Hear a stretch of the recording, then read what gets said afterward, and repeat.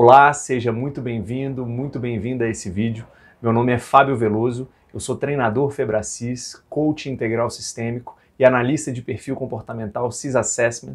E eu vou explicar para vocês as teorias, as metodologias que integram o CIS Assessment, que é a nossa ferramenta de mapeamento de perfil comportamental. Todo o conteúdo dessa série de vídeos pode ser encontrado nesse livro, do Davidson Silva, meu amigo, a maior autoridade em análise de perfil comportamental no Brasil na atualidade, e do Paulo Vieira, que é o maior coach do Brasil, criador do método CIS e do coaching integral sistêmico.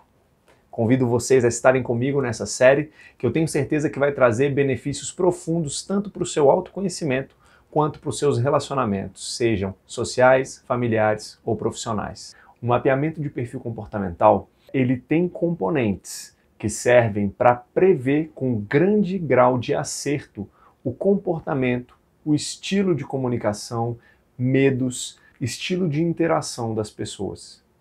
E com isso, o meu objetivo é que você consiga se conhecer melhor e conhecer melhor as pessoas que estão à sua volta, de modo que você possa extrair o melhor de você, extrair o melhor das pessoas e ter um convívio melhor, tanto com a sua família, quanto com seus amigos, quanto dentro do seu ambiente de trabalho, ok?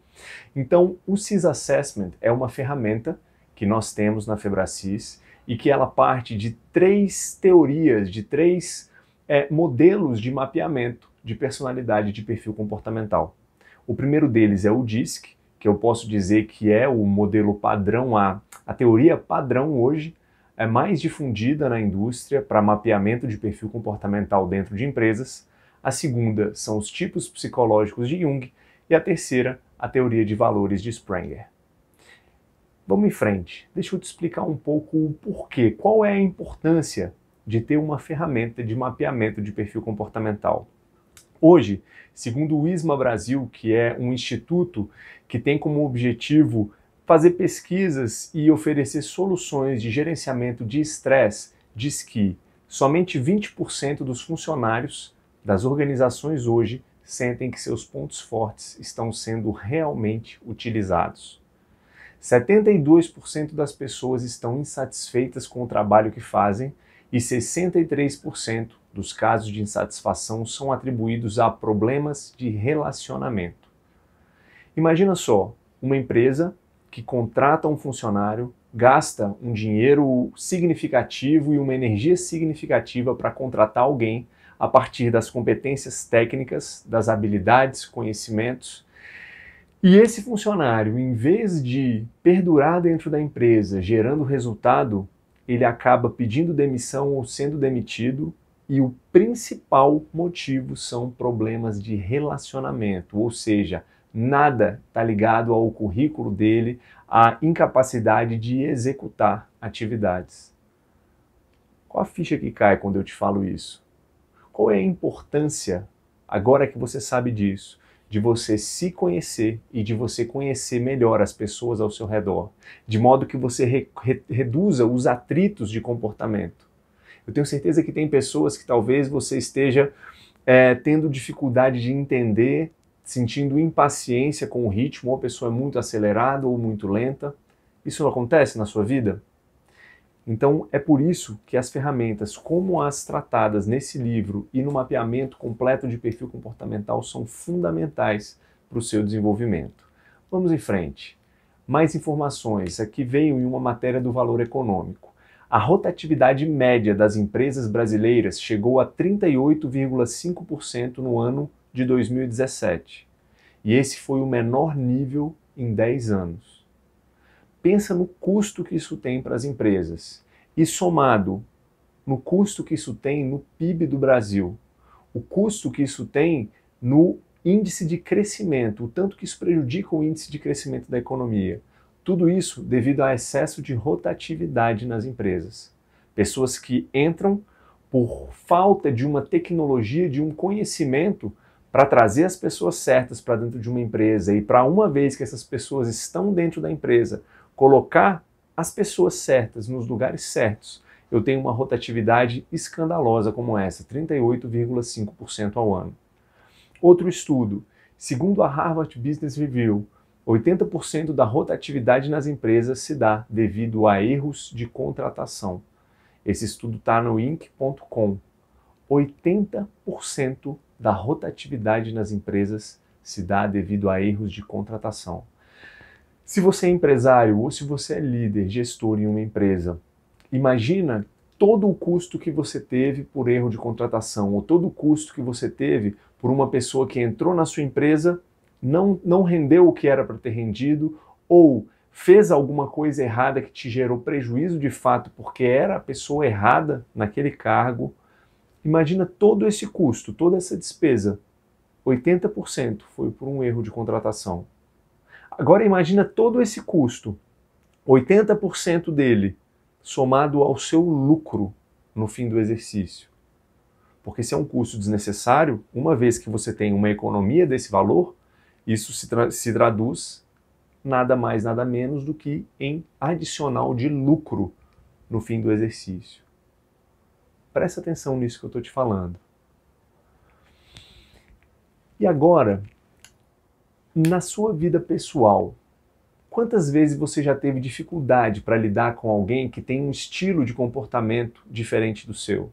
Talvez seja a sua esposa, seu marido, talvez um marido que tem um ritmo um pouco mais lento do que o seu, e que enquanto você já está, como é que é o ditado que se diz, né? Enquanto ele está levando o milho, você já está voltando com a pamonha. Ou com um filho que é muito acelerado e você não consegue acompanhar. Talvez seus pais com um excesso de cobrança de detalhes e que você nunca entendeu para que tanto detalhe. Quantos relacionamentos na sua vida já foram perdidos por dificuldades de entender o próximo e de ser entendido pelo próximo? Criei meus 2 filhos da mesma forma, mas um é bem-sucedido e o outro não deu para nada. Você já ouviu alguma mãe dizer isso? E geralmente quem diz isso com um senso de justiça, com um sentimento de eu dei o meu melhor. Criei os meus 2 filhos da mesma forma. Porém, o que acontece? Pessoas diferentes necessitam formas de relacionamento diferentes, necessitam formas de incentivo diferentes, necessitam formas de validação diferentes.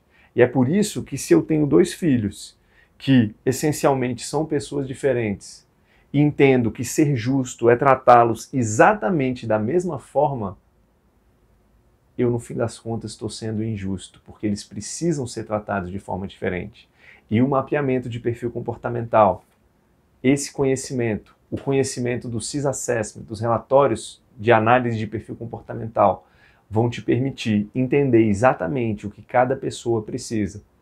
Os perfis comportamentais são como um idioma. Eu dominando esse idioma, eu consigo me conectar da forma certa com cada pessoa, a partir do perfil que ela tem. Vamos começar, como eu disse no início desse vídeo, o CIS Assessment ele é composto de 3 metodologias de avaliação de perfil comportamental. A primeira delas é o DISC, criado por William Moulton Marston, um psicólogo de Harvard que fez esse mapeamento. Ele criou essa teoria dos traços DISC, de perfis comportamentais. Além de ter criado essa teoria, ele deixou outras criações como legado. Por exemplo, ele foi o inventor da Mulher Maravilha. Ele foi o inventor do polígrafo, o famoso detector de mentiras. Então o DISC é a primeira das 3 metodologias que fazem parte do CIS Assessment. O William Moulton Marston, ele criou a obra que trouxe à luz a fundamentação do DISC, se chama As Emoções das Pessoas Normais, que é um livro que foi escrito por ele em 1928. Só que no início não era um sistema, um método ou um processo de mapeamento, era simplesmente a base teórica do que hoje é o DISC. E só em 1956, Walter Clark, um psicólogo organizacional, que sistematizou esse conhecimento do Marston para criar de fato o DISC, a ferramenta de medição, de avaliação de perfil comportamental. E depois de Walter Clark, várias outras pessoas fizeram algo semelhante que ele, que foi se basear nessa teoria para criar instrumentos. Pronto, a palavra é essa, um instrumento de mapeamento de perfil comportamental. Então vamos lá, o que é o DISC? Por que DISC? O DISC é um acrônimo, uma sigla para 4 fatores, 4 traços de perfil comportamental, que são a dominância, a influência, a estabilidade e a conformidade. E segundo Marston, todos nós, todos os seres humanos, têm os 4 fatores no seu comportamento. Porém, os 4 fatores vêm em intensidades diferentes. Dessa forma, cada fator traz algumas características e conforme eles são mais ou menos intensos, eu tenho as características desse fator predominando no meu comportamento. Os traços, os fatores são dominância, influência, estabilidade e conformidade.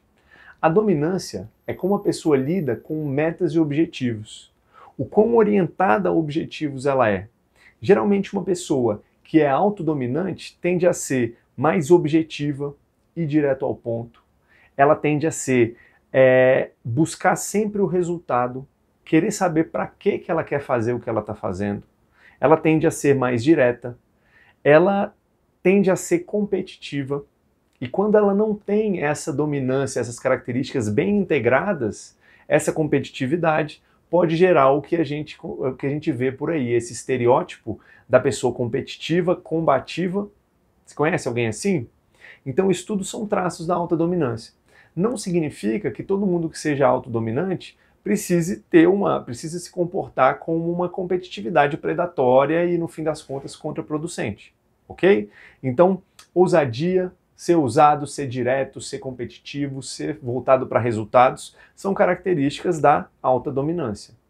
E aí a pessoa pode também ter baixa dominância, alta ou baixa. Em uma escala de 0 a 100, se eu tenho mais do que 50 pontos na minha dominância, significa que eu tenho alta dominância. Se eu tenho menos que 50, que eu tenho uma baixa dominância.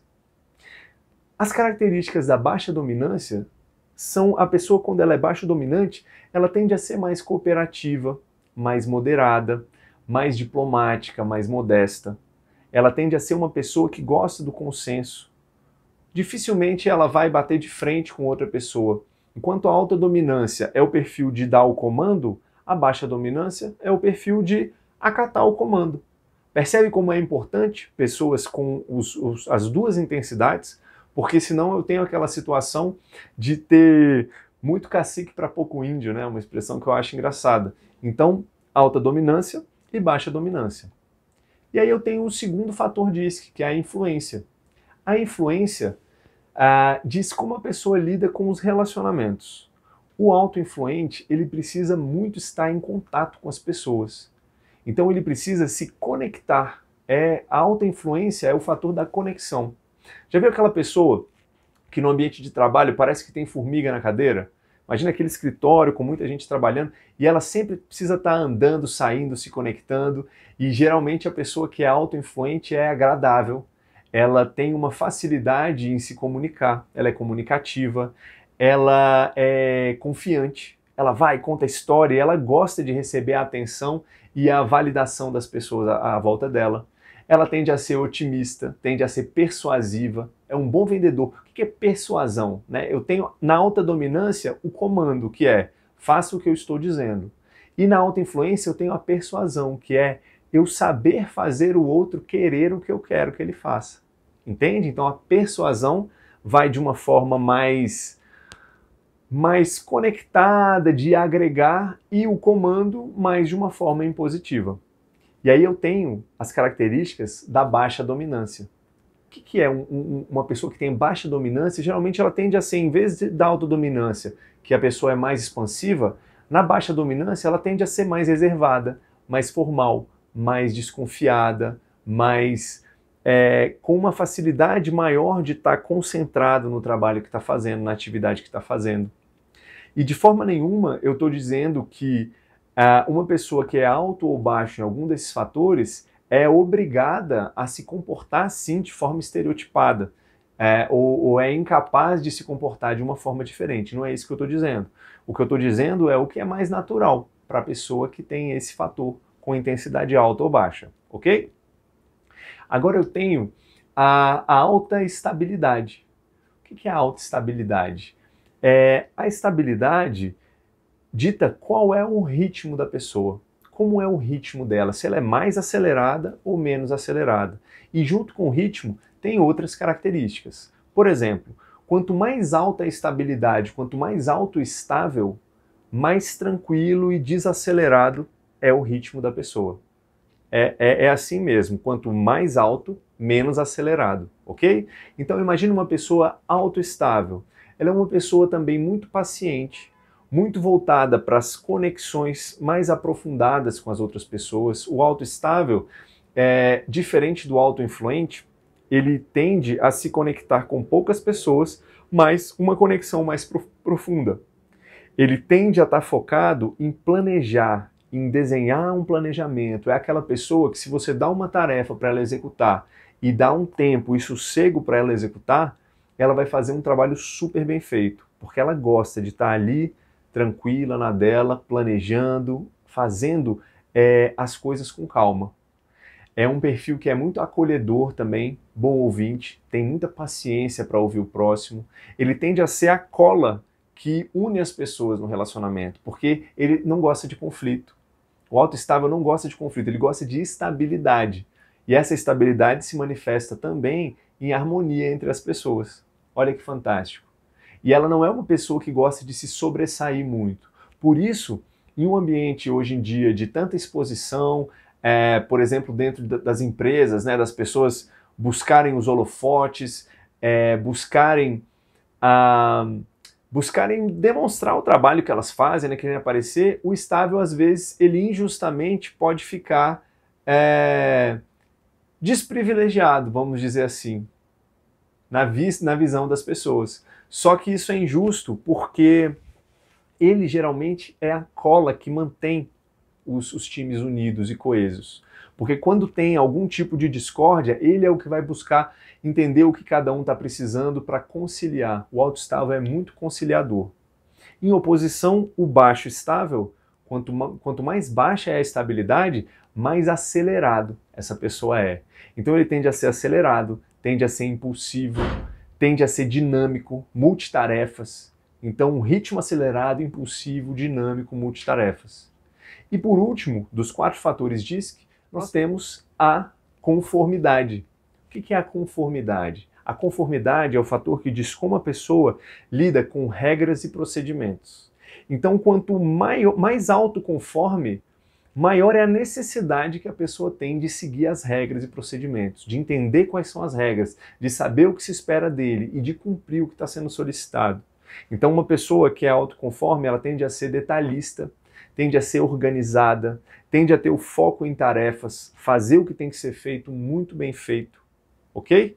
E aí, quais são os riscos disso? Geralmente, o autoconforme, ele não tem muita necessidade de influenciar o ambiente. Ou seja, não tem muita necessidade de falar o que está pensando. Tanto ele quanto o autoestável, eles se contentam em observar o ambiente e absorver o que está acontecendo no ambiente. Já o autodominante e o autoinfluente, eles têm mais necessidade de influenciar o ambiente, de dizer o que pensam, de convencer os outros do que estão pensando, de vender ideias. Então, o autoconforme, ele não tem essa necessidade. Então, ele tende a falar menos. Isso não é uma regra absoluta, tá, pessoal? Mas ele tende a falar menos. Mas quando ele fala, é bom ouvir, porque ele não vai falar nada levianamente. Ele vai pensar antes de falar. Por quê? Porque ele tem medo de errar. Ele tem medo de ter seu trabalho criticado. Então ele tende a ser muito meticuloso, muito sistemático e muito detalhista. Já o baixo conforme, ele tende a ser o contrário. Tende a ser mais criativo, mais informal. Ele tende a ser mais flexível, a assumir riscos. E se eu vou comparar o baixo conforme, qual outro perfil desses que eu falei que é parecida às características? O autoinfluente. E aí, dessa forma, se eu tiver aqui dominante, influente, estável e conforme, corto aqui no meio alto e baixo, eu consigo observar que as características do alto dominante são parecidas com as características do baixo estável. E, consequentemente, as do baixo dominante são parecidas com a do alto estável. E aí eu venho para a influência e para a conformidade, o alto influente tem características parecidas com o baixo conforme, e o baixo influente com o alto conforme. Por isso eu chamo dominância e estabilidade e influência e conformidade de fatores opostos. As pessoas tendem a ser autodominante e baixo estável. Quem é autodominante tende a ser baixo estável. Quem é baixo dominante tende a ser alto estável. E assim sucessivamente. Por que eu digo tendem? Porque pode sim acontecer da pessoa ter dois fatores opostos altos. E aí tem uma série de conflitos que a pessoa tem. É como se tivesse internamente puxando uma corda, cada uma para um lado. E enquanto a pessoa não entende de perfil comportamental, não se conhece e tem consciência de que existem duas forças dentro dela puxando ora para um lado e ora para o outro, ela dificilmente, não vou dizer dificilmente, mas ela corre o risco de gastar muita energia no dia a dia para tomar decisões e para ter firmeza de pensamento e de atitude. Bom, agora que você já conheceu as características principais de cada um dos 4 fatores DISC, eu vou pedir para você imaginar ou visualizar agora eles divididos em um esquema, em um diagrama, com uma linha horizontal, que em uma dessas pontas eu tenho uma alta necessidade de influenciar e na outra linha uma baixa necessidade de influenciar. E agora uma outra linha vertical cruzando essa linha, com em uma ponta foco em pessoas e na outra ponta foco em tarefas. Com esse diagrama eu distribuo os 4 fatores DISC: dominância, influência, estabilidade e conformidade. Começando pela necessidade de influenciar. O que significa isso? A necessidade de influenciar o meio, a necessidade de falar, de expor suas opiniões, de expor seus pensamentos. E nessa ponta aqui, com esse padrão de comportamento, eu tenho os altos influentes e os altos dominantes.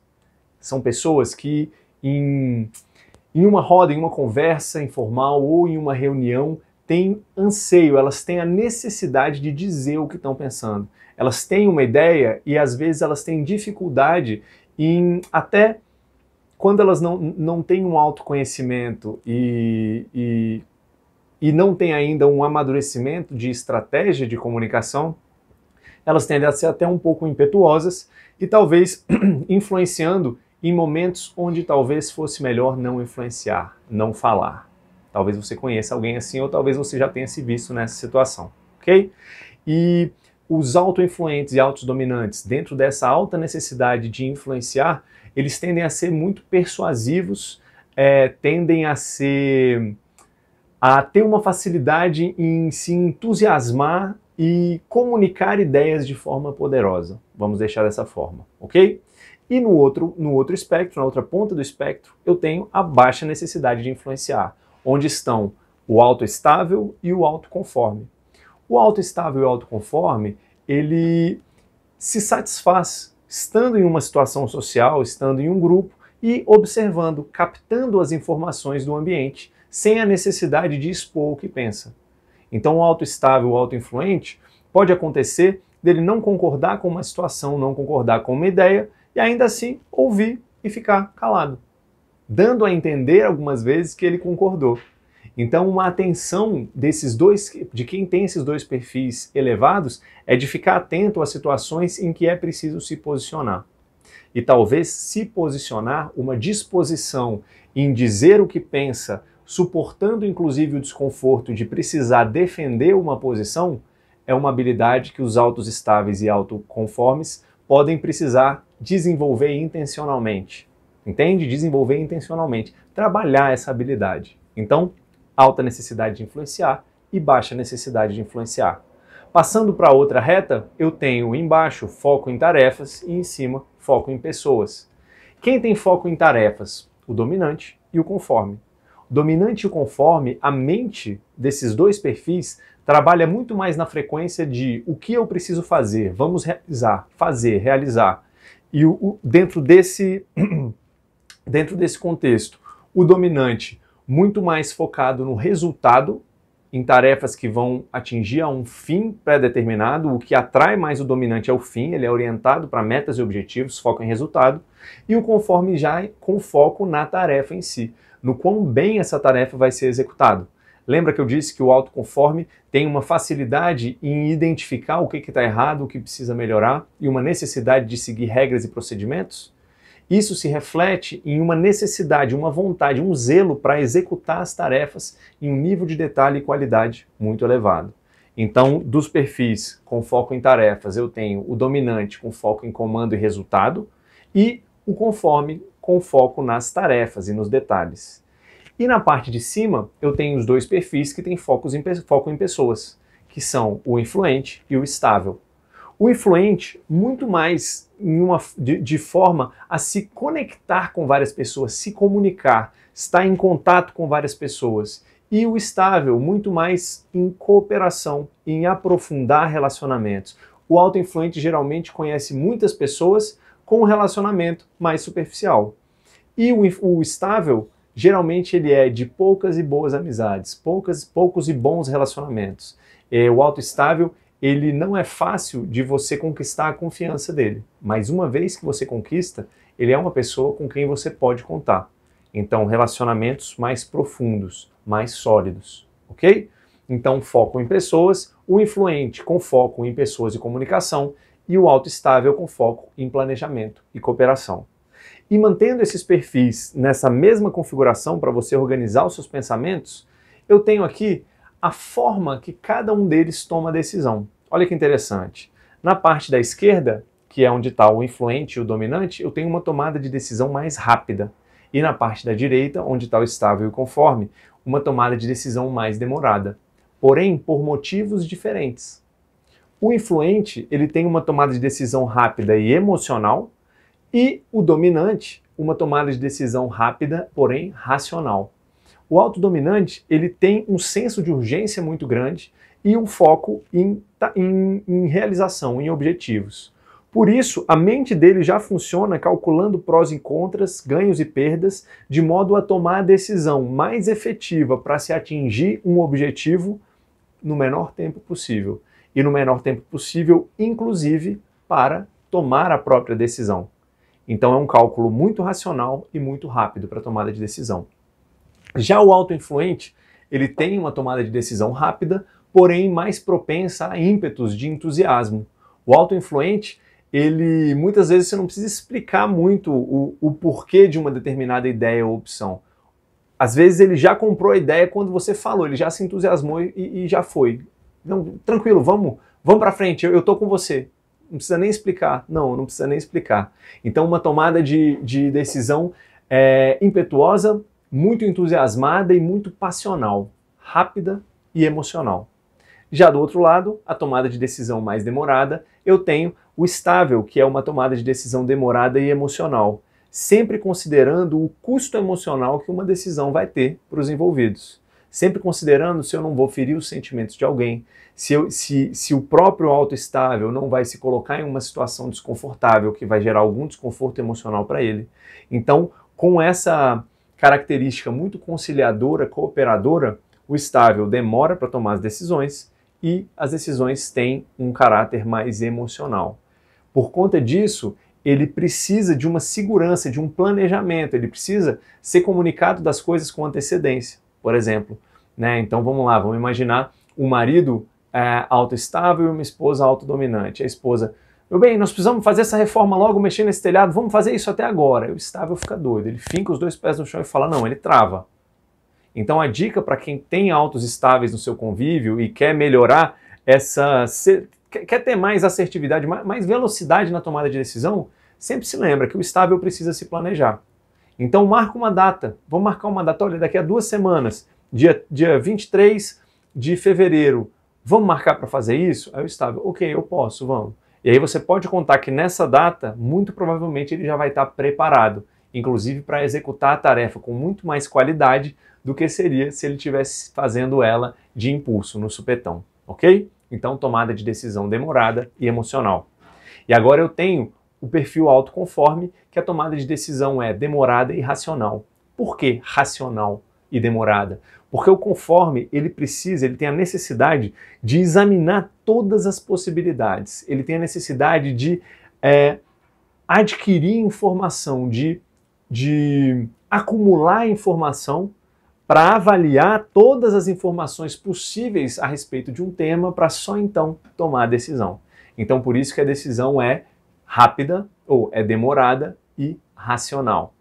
O autoconforme, ele é um perfil que, por ter uma facilidade em identificar o que pode dar errado, ele sente medo das coisas darem errado.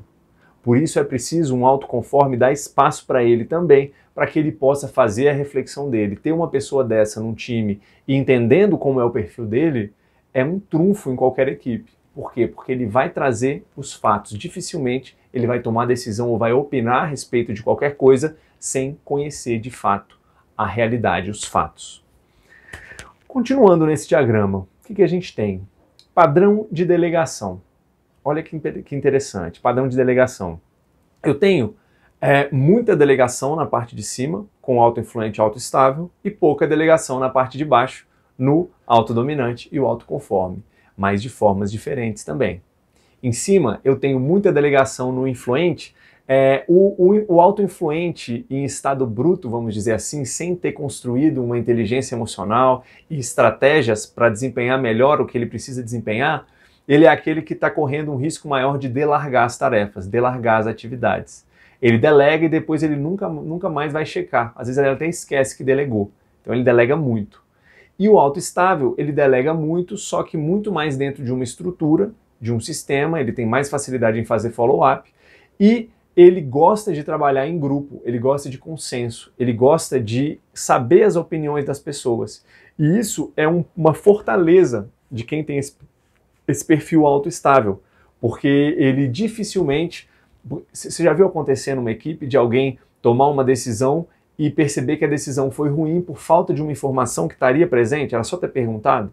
O autoestável não vai passar por isso. Então ele delega bastante, ele traz pessoas para junto, ele delega com estrutura. Isso é uma fortaleza do autoestável. Passando para a parte de baixo, eu tenho pouca delegação no dominante e no conforme, só que por motivos diferentes. O dominante, ele centraliza decisões. Ele precisa se sentir no controle. Então, muitas vezes, corre-se o risco de projetos não andarem porque ele não deu a decisão, não disse nem o sim nem o não. Enquanto ele não está tão preocupado com as tarefas efetivamente, ele está preocupado com as decisões.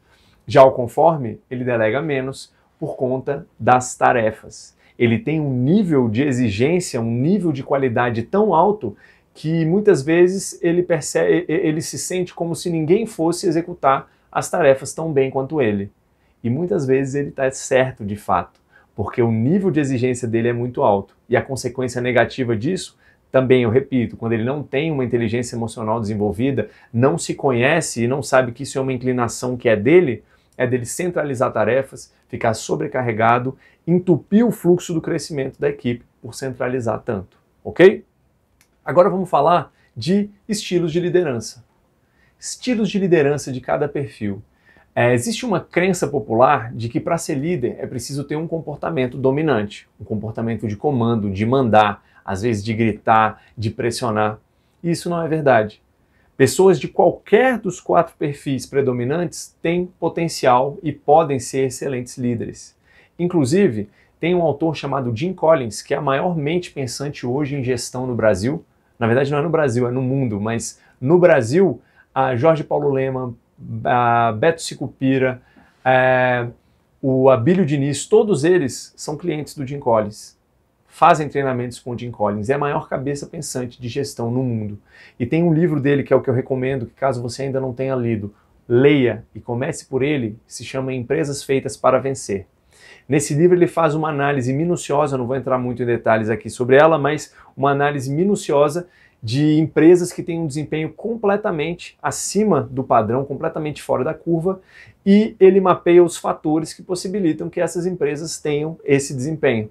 E um desses fatores foi a presença de líderes nível 5. E a liderança nível 5 é algo que ele cunhou esse termo, liderança nível 5, e são as características de um líder capaz de levar de fato uma empresa para um resultado completamente fora da média. E alguns desses atributos desse líder são atributos da alta estabilidade, que são uma pessoa que gosta mais dos bastidores, evita os holofotes, é uma pessoa que tem um comportamento modesto. Veja, eu não estou falando de ser modesto nas metas. Eles têm sim uma visão muito clara, muito ousada, têm uma persistência muito forte e um comportamento muito cooperador, de saber delegar e de evitar trazer para si os louros das vitórias. Então, se você estava pensando que o bom líder precisa ser dominante ou precisa ter comportamentos predominantemente dominantes, leia esse livro que você vai entender que não é por aí. O líder situacional, o grande líder, ele tem capacidade de flexibilizar os comportamentos de todos os perfis e de se conhecer, saber o que ele realmente é bom em fazer e saber usar, potencializar esses pontos positivos. Então, o auto-influente, ele tem uma liderança por conexão, uma liderança inspiradora, uma liderança por se conectar, olhar nos olhos das pessoas e fazer as pessoas quererem seguir na direção que ele tá levando o time. Já o líder autoestável, ele tem uma liderança por planejamento, uma liderança meticulosa, que planeja, que faz com calma e que faz as pessoas acontecerem, que faz os objetivos acontecerem, trazendo as pessoas consigo, delegando com calma, com processo. Já o líder que é autoconforme, ele tem uma liderança que é chamada de liderança por controle, ele é muito de processos, de controles. Então, uma empresa liderada por um autoconforme certamente vai ter uma estrutura de processos, de procedimentos que reduz muito a chance de acontecerem erros. Então, esse é um tipo de liderança também que funciona muito bem. E, finalmente, eu tenho a liderança por autoridade, que é a liderança da dominância, que aí sim tem essa habilidade de ser incisivo, de cobrar, de ser assertivo, de ser objetivo e de cobrar metas. Todos esses tipos de liderança, eles têm condições de trazer resultado. O que você precisa entender é em qual deles você está mais confortável e decidir ficar nesse estilo de liderança, se comportando dessa forma, pela maior parte do tempo possível e flexibilizando quando é necessário.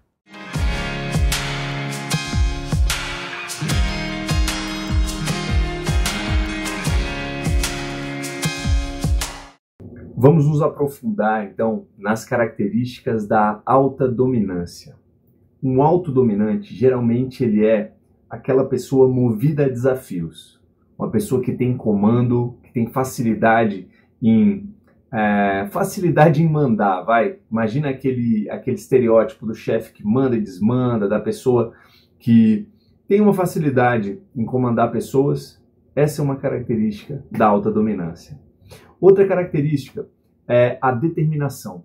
O autodominante ele tende a ser determinado. Quando ele coloca alguma coisa na cabeça, ele tem energia e ele emprega essa energia para fazer isso que ele colocou na cabeça acontecer. Outra característica é a competitividade.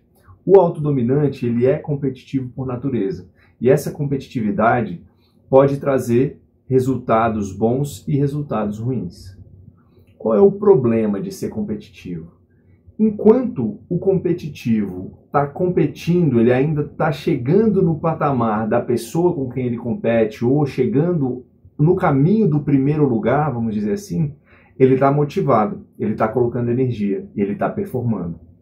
Só que no momento em que ele vence o oponente dele ou que ele vence o campeonato, vamos dizer assim, ele perde força.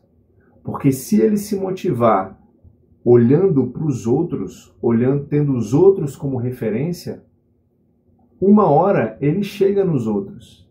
Então qual é a chave para o dominante, que é competitivo? É ele aprender a competir consigo mesmo.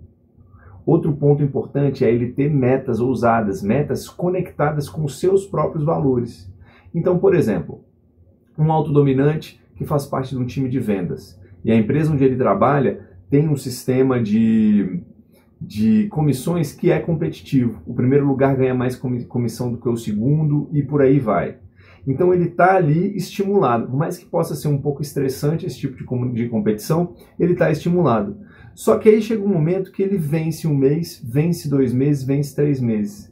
Se ele começar a achar fácil essa competição, por mais que ela gere uma receita, um salário maior para ele, se o valor dele econômico não for alto, quando eu digo valor econômico, eu estou falando da teoria de valores de Sprenger, que eu vou fazer outro vídeo sobre isso, esse dominante, ele começa a se desestimular, começa a ficar fácil para ele, ou seja, ele está pautando o desempenho dele e os resultados dele em fatores externos, ele está competindo com o outro.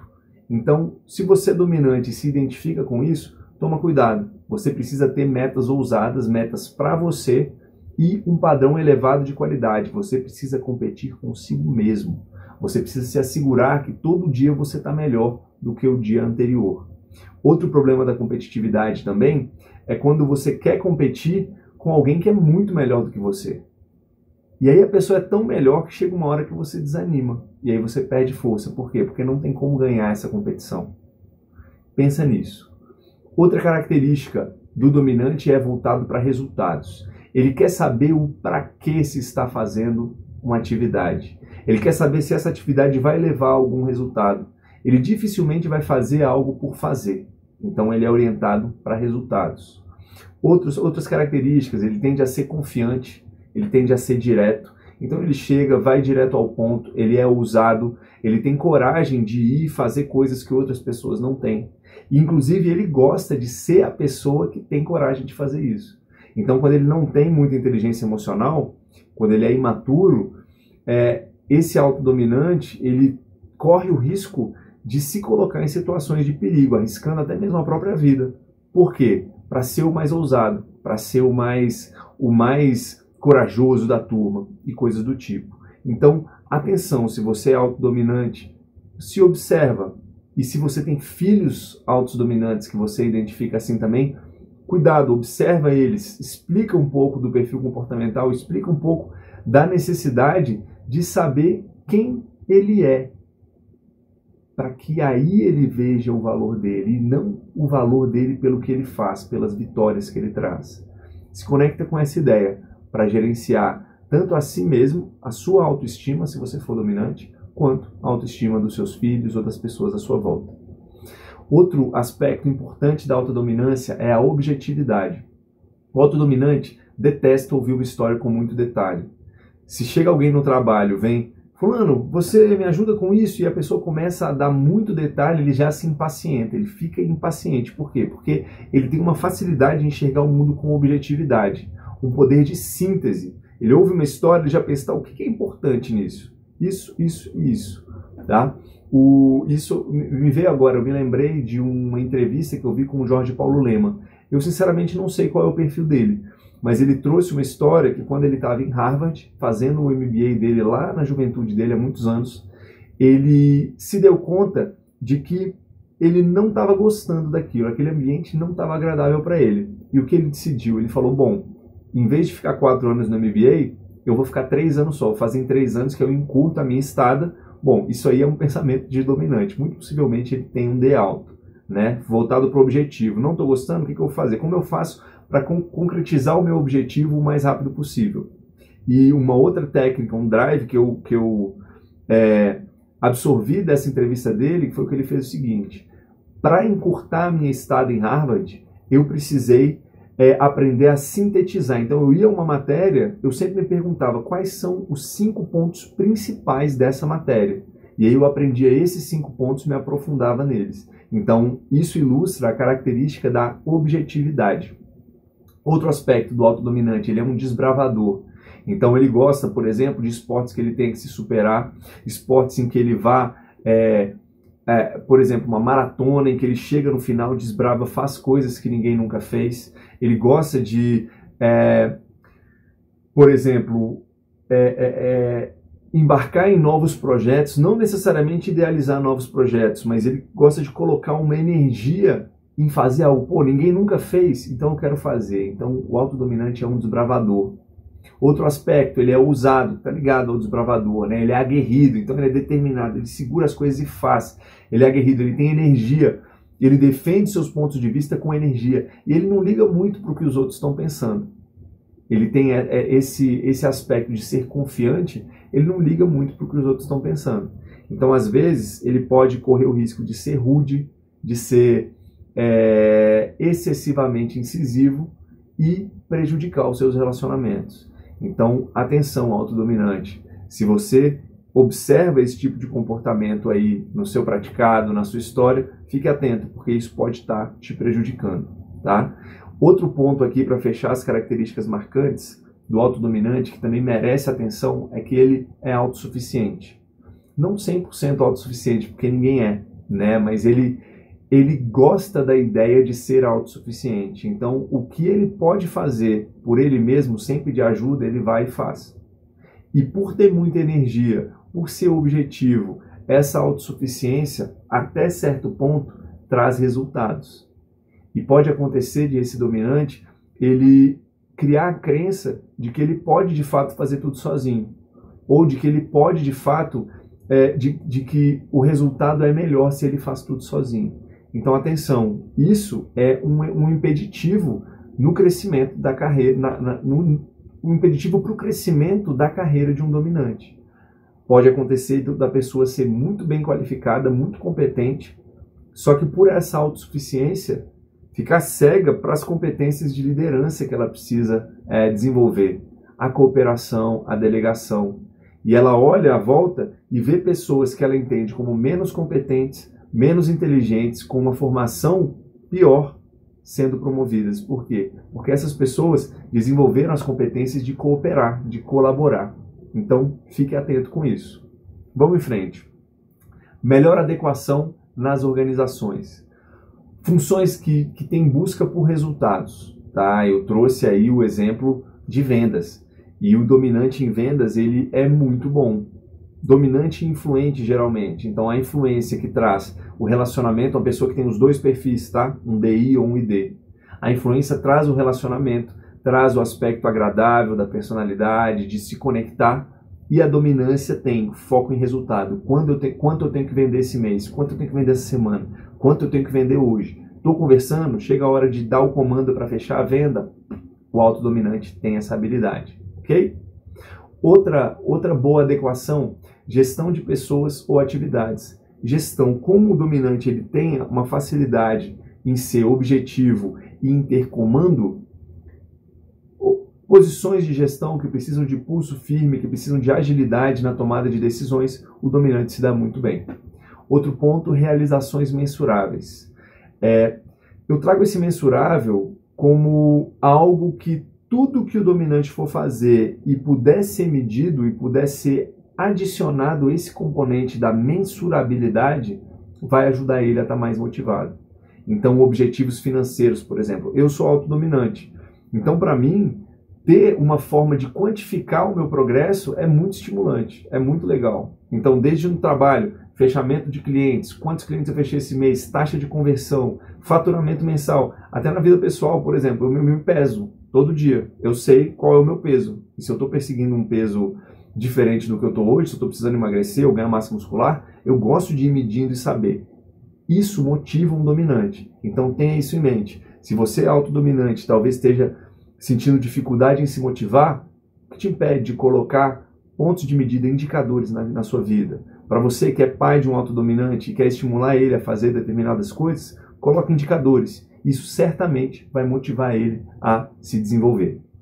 Outro ponto de adequação, funções que precisam de iniciativa. Então, abrir novos mercados, construir novas carteiras de cliente e falar com as pessoas, isso é algo que o dominante tem facilidade.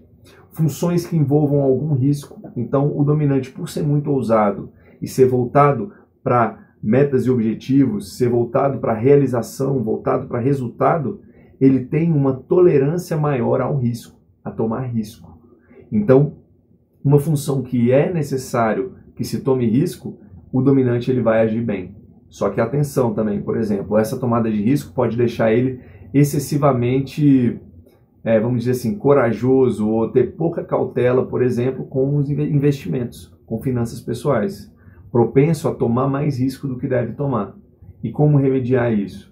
Criar estratégias racionais de quanto risco tomar, para que o emocional não entre e se acople nessa tolerância ao risco e gere perdas grandes, ok? Outro ponto de melhor adequação é a competição, como eu falei. Se ele é altamente competitivo, no mundo dos esportes, certamente ele vai ser muito bem sucedido, se ele souber canalizar essa competitividade. Ok? Vamos em frente. O que mais que a gente tem? Pontos a desenvolver. O que são pontos a desenvolver? São comportamentos que os autodominantes têm que, principalmente em momentos de estresse, ok? Eles estão mais sujeitos a incorrer nesses comportamentos. Então, um deles, ser menos autoritário e mais paciente. Tá? O dominante, como ele tem esse comando, em momentos de estresse, quando tem muito pouco tempo, é como se ele pode se despir de todo, vamos dizer assim, de todo o verniz social e ser extremamente focado, autoritário e com comando. E com isso, prejudicar os seus relacionamentos, com isso ser impaciente. Então, atenção a esse ponto. Outro ponto, ser mais conciliador. Como o dominante ele é voltado, de novo, voltado para objetivos, ele não liga muito para o que os outros pensam dele, ele é voltado para o realizar, muitas vezes ele não tem a necessidade de ir e se conciliar pessoas. Para ele, quando ele está estressado, ele fala, não, deixa que se exploda mesmo, vamos lá, vamos na direção do objetivo. Então, ser conciliador é modular essa disposição em bater de frente, em se colocar. Então, ser mais político, né? Um livro para quem é autodominante e está, vamos dizer assim, com desafios de relacionamento, como fazer amigos e influenciar pessoas. Esse é um livro que ajuda muito nesse verniz social, nessa compreensão de ter também, além do comando, ter persuasão, né? Porque o comando é eu dizer para a pessoa o que ela faz, eu dar um comando, eu digo, faça isso. E a persuasão é eu fazer ela querer o que eu quero que ela faça. Então, quando eu falo de conciliação, eu estou falando disso. Buscar consenso, pontos a desenvolver. Bom, quando eu falei de comando e persuasão, eu estou falando disso, né? Consenso. Se eu estou num grupo, o autodominante, ele pode querer impor a vontade dele, ou então fazer uma votação assim, que se eu tenho 51%, nós vamos por esse caminho. Só que nem sempre é bom eu fazer isso, né? Tem situações que é muito mais segura a decisão e eu gero uma consistência, né, que essa decisão tenha um bom resultado ao longo do tempo se eu tiver consenso, né? Porque se eu tiver uma eleição, por exemplo, a eleição é um caso disso. Uma eleição ganha por 51%, ok, a maioria está satisfeita, mas vai ter uma minoria muito grande que está insatisfeita. Então o dominante pode trabalhar na busca do consenso. Certamente ele vai ampliar os resultados dele. Outro ponto, ter mais empatia, tá? Observar e considerar mais os sentimentos dos outros e ser mais acessível e flexível.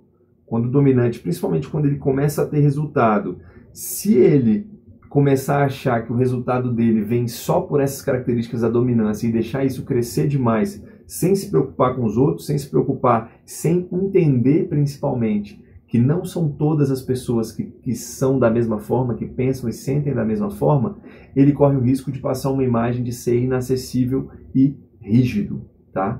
A rigidez é algo ruim, ser rígido é ruim. Uma coisa é você ser rigoroso, ter princípios claros e seguir eles de forma rigorosa. Outra coisa é ser rígido, inflexível. Entende o que eu estou falando? Então a rigidez pode ser um calcanhar de Aquiles do dominante. Querer que as coisas sejam feitas desse jeito, a ferro e fogo, e entrar em embates com pessoas, desgastando relacionamentos sem necessidade. Tá? Então, esses foram os pontos a desenvolver do autodominante. Agora, vamos para os medos, né? Certa vez eu estava em um treinamento e perguntaram quais são os medos do dominante. A pessoa falou, não, o dominante não tem medo de nada, porque ele é muito corajoso. Não é bem assim.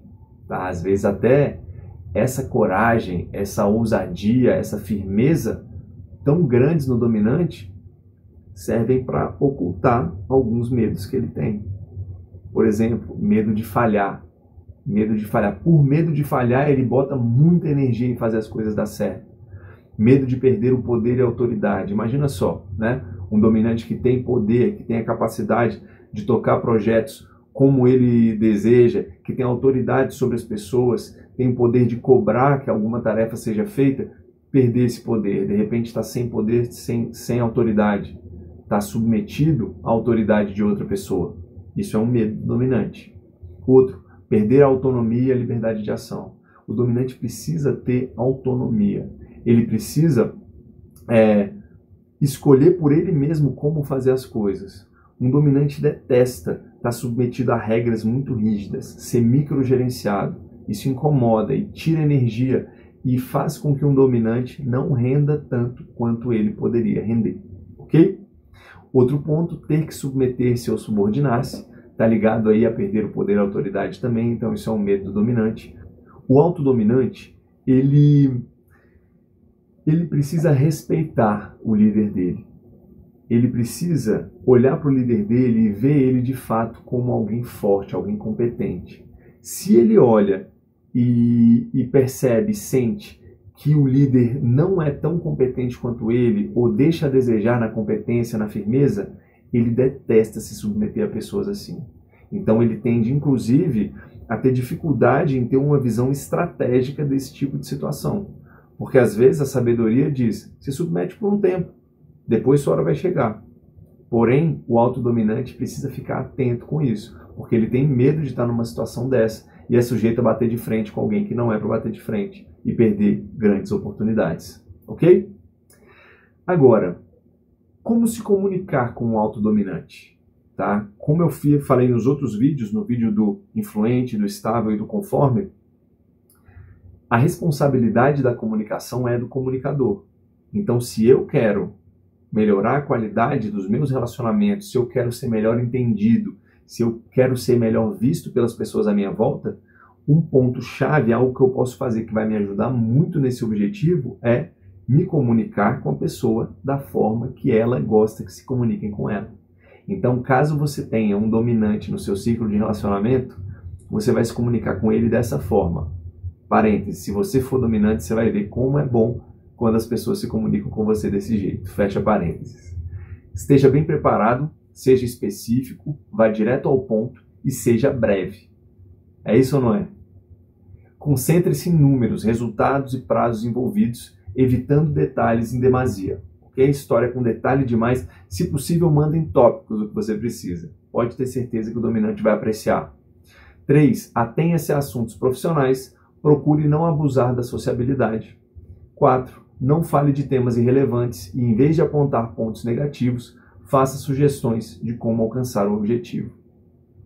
Eu, como autodominante, teve um incidente que eu conto isso sempre que eu tenho oportunidade, que foi muito impressionante para mim. Eu era dono de uma empresa e eu contratei como assistente administrativa uma menina nova como assistente ali, né, um início de carreira. E ela chegou na empresa, eu estava com várias outras atividades para fazer. Eu falei, bom, senta aqui e entra aqui nessa lista de tarefas. A gente tinha uma lista de tarefas compartilhadas e eu já vou colocar algumas coisas aqui para você fazer. E aí ela, ok. E aí eu estava corrido, eu precisava comprar um armário para o escritório.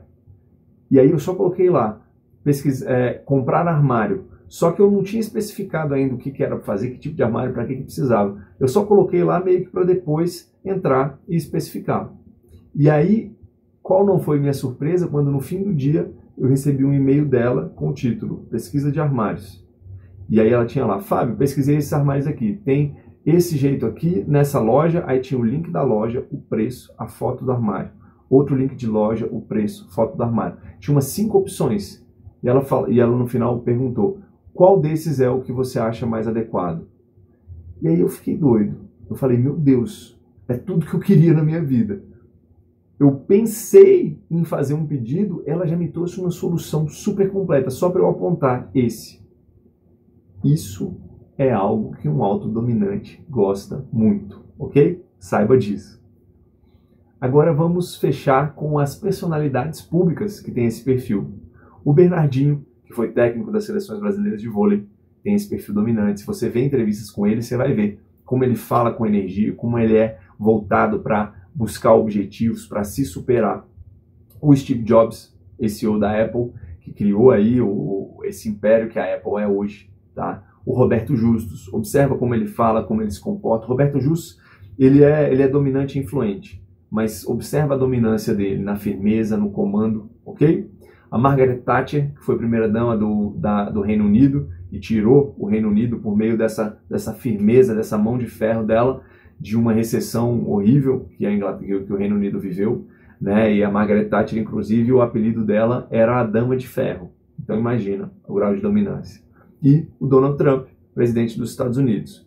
Todas as pessoas, você pode observar como eles têm um comportamento incisivo, firme, bem alinhado com essas características da dominância que eu trouxe.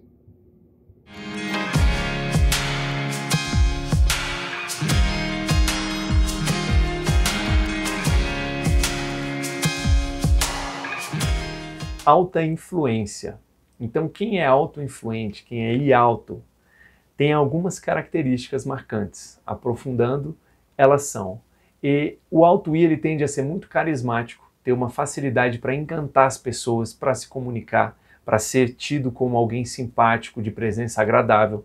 Ele tende também a ser confiante, a ser corajoso de ir se colocar, falar em público, ter essa autoconfiança.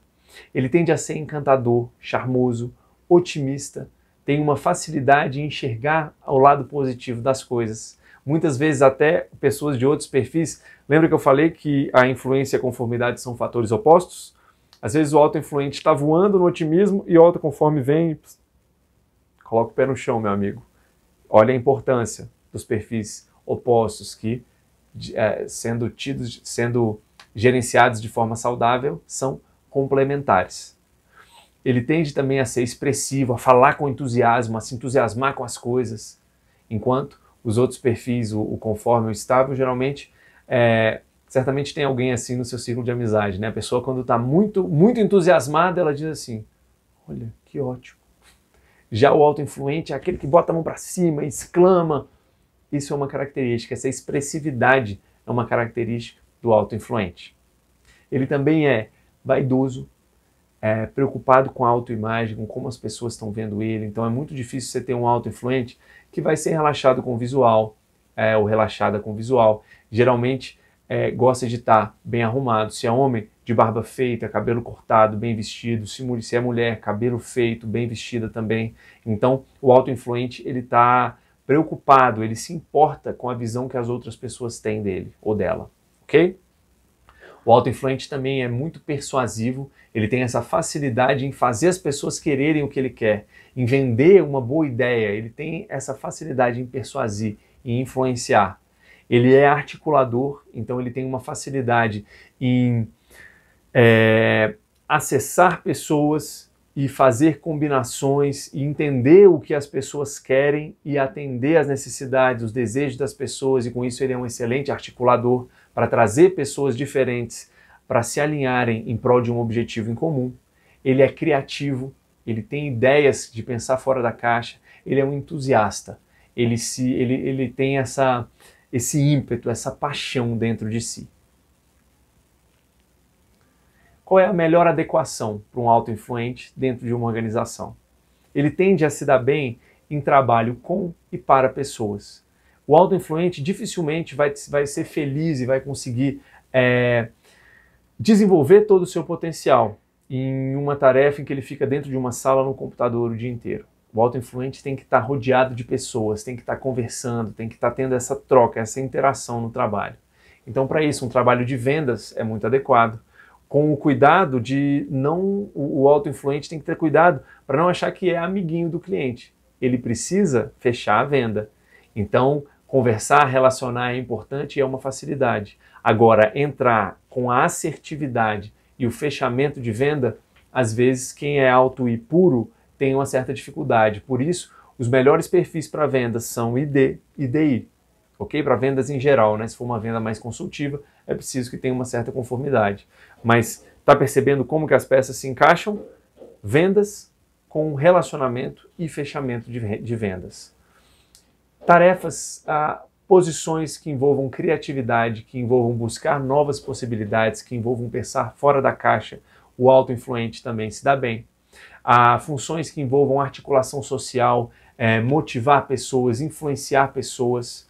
Então, discursos, uma tarefa de palestrante, certamente é uma tarefa que um autoinfluente vai se sentir bem fazendo. A comunicação está ligada disso, e expressão de emoções e subjetividade.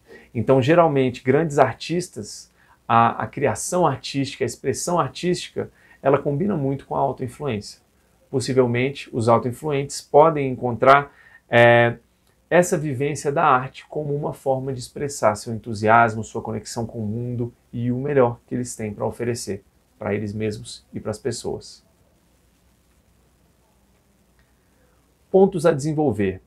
Como eu falei na atividade de vendas, o autoinfluente ele precisa estar atento para não perder o foco dos resultados, para não se permitir fazer só o que tem prazer, se conectar com as pessoas, ser uma pessoa que contribui para um ambiente de trabalho agradável e animado e positivo, só que perdendo o foco dos resultados, de fazer o que tem que ser feito, de gerar resultado. Outro ponto a desenvolver é ouvir mais e falar menos.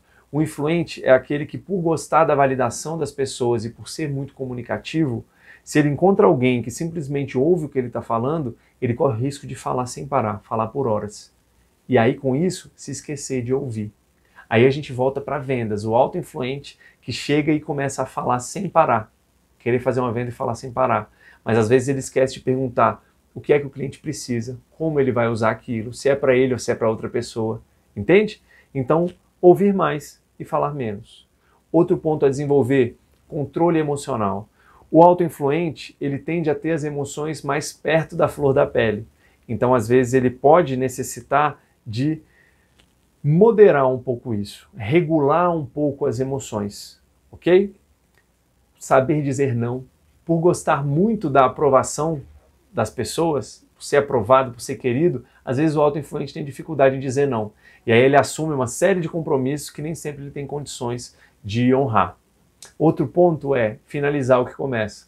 Por essa impetuosidade, esse entusiasmo, o autoinfluente corre o risco de começar vários projetos no entusiasmo e, de repente, deixar eles para trás, deixar um monte de projetos inacabados. E com isso se gasta uma grande energia, muitas vezes tem uma exposição da imagem de forma desnecessária e um deixar muitas coisas por terminar, deixar muitas coisas na metade do caminho. E para fechar, os pontos a melhorar do autoinfluente é manter o foco e evitar distrações. Lembra que eu falei do autoinfluente que tem dificuldade de ficar no computador o dia inteiro? Pois é, às vezes isso é necessário. Então o autoinfluente, ele, claro, vai estar mais feliz e mais produtivo em uma função em que ele não precise fazer isso, mas às vezes é necessário que ele firme para se focar num ponto, em uma atividade e dizer não para as distrações. Então, se você é influente, fique atento com isso, ok? Medos do influente, olha que interessante. Principais medos de quem é auto-I. Tem o medo da rejeição, de ser rejeitado pelas pessoas, e ser rejeitado também pode ser ouvir não, ok? Então, em vendas, um auto-influente que ainda não tem uma inteligência emocional bem desenvolvida, pode ficar receoso de fechar a venda, por quê? Porque enquanto ele está só conversando, se relacionando, é mais difícil ele ser rejeitado do que quando ele, de fato, disser o preço e der o comando de fechamento de venda. Então, o medo de rejeição no influente é grande. Por medo de rejeição, em outra situação, por exemplo, pode gerar uma situação que gera muito sofrimento para o influente, que é uma dificuldade em falar em público, por exemplo, uma timidez. Olha que interessante. O influente com baixa inteligência emocional, que tem uma necessidade em se expressar, mas ainda assim é tímido por medo da rejeição. Então isso não acontece com todos os influentes, mas é um contexto que eu desenhei para mostrar como o influente pode ser tímido. Isso causa um sofrimento muito grande para ele, porque a natureza desse auto-I é se expressar, se comunicar com entusiasmo, ok? Então, outro medo é frustrar as expectativas. Também desemboca no dificuldade em dizer não. Ele acha que, puxa, se eu frustrar as expectativas das pessoas, elas vão deixar de gostar de mim. Enquanto não é assim. Na realidade, ela precisa entender, o autoinfluente precisa entender quem eu sou. Qual é o meu valor por quem eu sou e não pelo que eu faço, não pelos sims que eu digo. Então, o autoinfluente está sujeito a pisar nessa casca de banana de, por medo de frustrar as expectativas dos outros, fazer coisas que não deveria ou não gostaria de estar fazendo. E agora seguem algumas dicas, orientações sobre como se comunicar da melhor forma possível com alguém do perfil autoinfluente. Vamos lá. Primeiro, seja caloroso e amigável, preocupando-se em construir uma relação. Numa conversa com o autoinfluente, geralmente ele não gosta, não se sente bem caso você vá direto ao ponto, caso você não pergunte como ele está, não tenha um relacionamento com a pessoa. Lembre-se que o influente ele é de pessoas, então ele não está lá simplesmente para resolver um problema, para chegar a um resultado, ele precisa do relacionamento. Então, seja caloroso e amigável, preocupando-se em construir uma relação. Segundo ponto, deixe-o controlar o diálogo, para que ele tenha muitas oportunidades para verbalizar sua criatividade e suas ideias, que devem ser elogiadas sempre que possível. Lembre-se que o influente, o autoinfluente, ele tem uma necessidade de validação, ele tem uma necessidade de ser apreciado. Então, tem um comportamento que eu noto que ele é muito comum, que é as pessoas não validarem umas às outras. Às vezes, eu tenho uma pessoa do meu convívio que eu admiro muito, que eu considero um excelente profissional, que eu considero uma excelente pessoa, que ela tem características e habilidades que eu valorizo e reconheço, só que eu não falo isso para ela.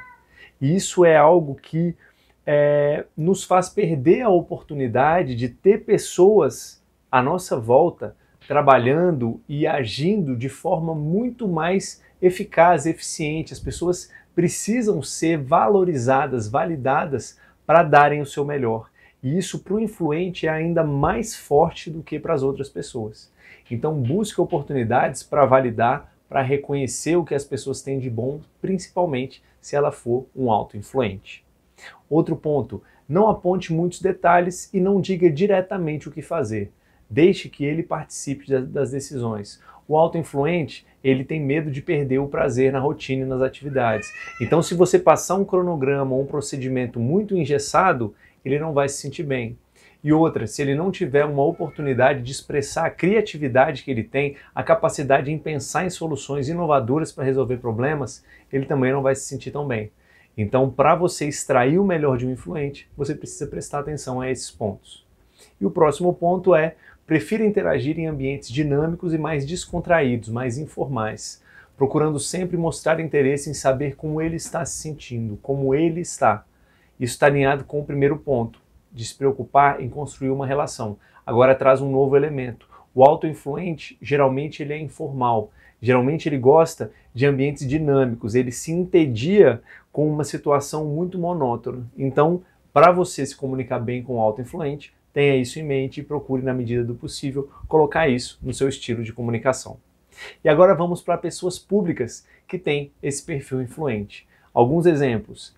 A atriz Ingrid Guimarães. Você percebe em entrevistas que ela dá como ela é autoinfluente. Primeiro, trabalha com comédias, né, com humor. Então ela expressa isso que ela tem de influência, de criatividade, de informalidade, de improviso muito nesse trabalho. E nas entrevistas com ela você pode observar também o que é um autoinfluente verdadeiro aí em ação.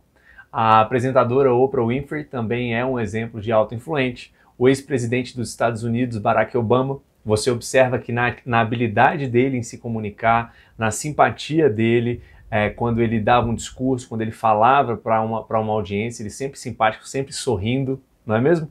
Então, Barack Obama, outro exemplo de autoinfluente. E Silvio Santos, dono e diretor da SBT, também é um outro exemplo de autoinfluente. Ali naquele programa de auditório dele, um comunicador nato, o que não exclui a capacidade dele de conduzir uma empresa colossal com resultados muito expressivos. Ou seja, se você é influente, não é por uma falta você não é obrigado a ser desorganizado e desfocado de metas e objetivos.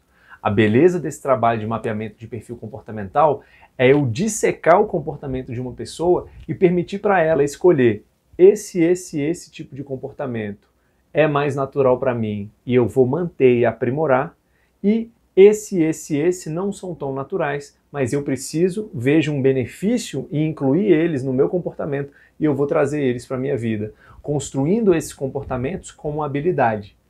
Habilidade é algo que você constrói, toda habilidade é aprendível. Então, o Silvio Santos é um exemplo de autoinfluente, grande comunicador e capaz de pilotar um império, que é o SBT.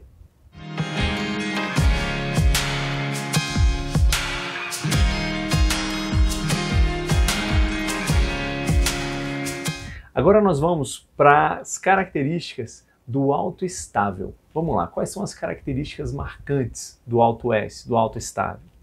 Bom, ele tende a ser uma pessoa compreensiva, ele é uma pessoa acolhedora, compreensivo, acolhedor, consistente, ou seja, de certa forma previsível, tá? Isso pode ter um lado bom e um lado ruim, ou seja, se ele se propôs a fazer algo, a fazer diariamente, ele tem essa facilidade de criar essa rotina e ser consistente. Dentro dessa compreensão e desse acolhimento, ele é bom ouvinte. Ele é uma pessoa que tem uma empatia, ele ouve, ele sabe ouvir.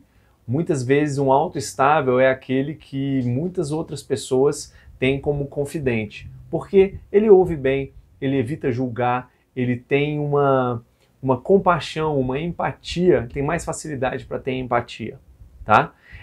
Ele tende a ser pacífico, conciliador, como eu disse no outro vídeo, ele é a cola que mantém os relacionamentos, os times, os relacionamentos sociais unidos. Então ele é aquele que concilia, que busca uma forma de gerar uma harmonia no convívio entre as pessoas. Ele é muito paciente também, tem paciência, tem resiliência, ele não tem um senso de urgência tão grande.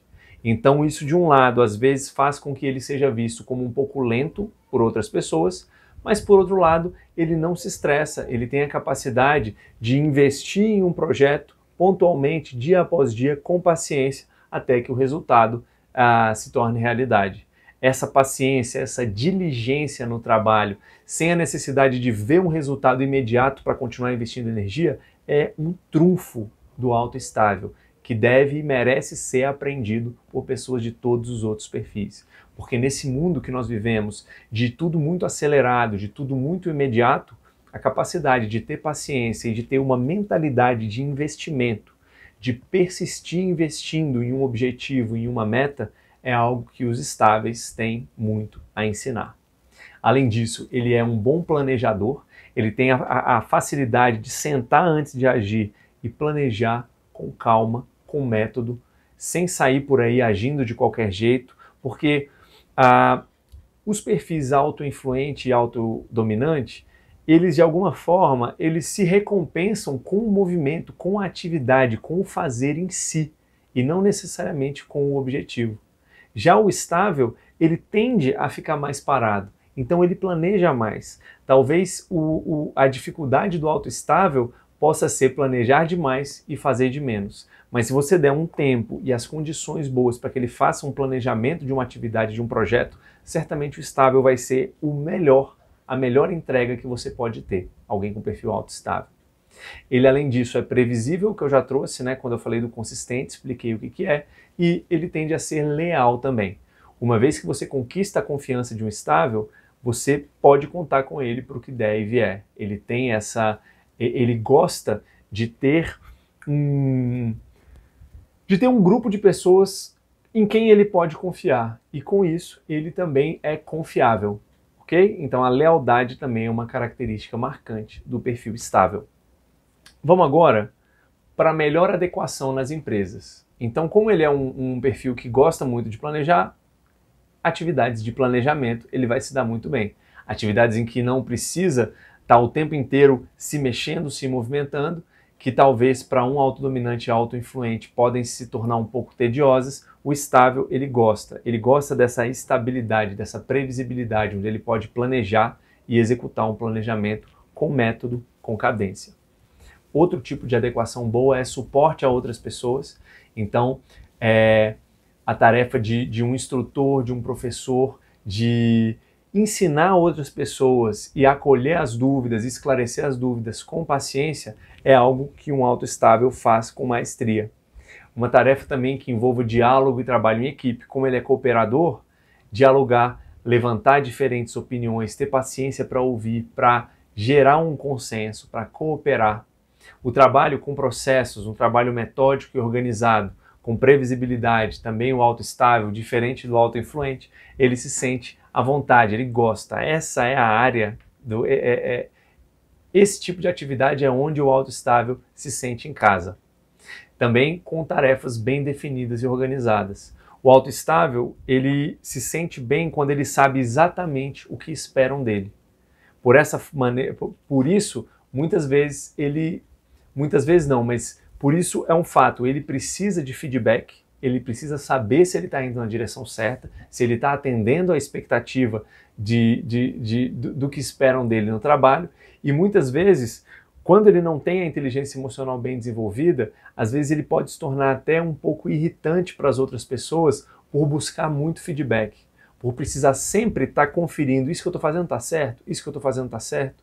Então, se você é estável, procure encontrar em você os indícios de, olha, eu estou recebendo feedback periódico, será que eu preciso mesmo buscar esse feedback agora? Será que eu olhando para mim, para o conhecimento que eu tenho, eu não consigo dar eu mesmo essa resposta se o trabalho que eu preciso está certo?